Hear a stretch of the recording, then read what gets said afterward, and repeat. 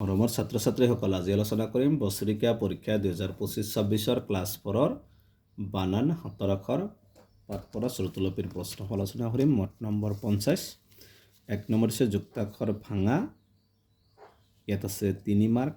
2 number যুক্তাক্ষৰ গঠন কৰা, ইয়াত আছে 3 মাৰ্ক। 3 নম্বৰ তলত দিয়া শব্দকেইটাৰ উপযুক্ত ঠাইত হাইফেন বহুৱা, ইয়াত 3 মাৰ্ক আছে।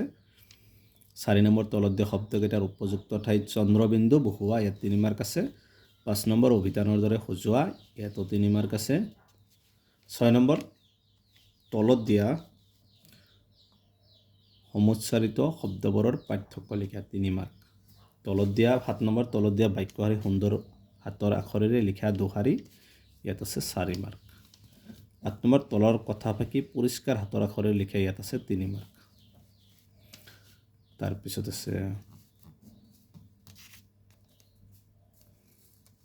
9 নম্বৰ শ্ৰুতলিপি পাঠ পঢ়া আভ্যন্তৰীণ মূল্যায়ন। এইকেইটা আছিল ক্লাছ 4ৰ আজিৰ হৈ যোৱা বছৰেকীয়া পৰীক্ষাৰ বানান পাঠ পঢ়া শ্ৰুতলিপিৰ হাতৰ আখৰৰ প্ৰশ্নসমূহ। গতিকে আজিৰ ভিডিঅ'টো এইখিনি।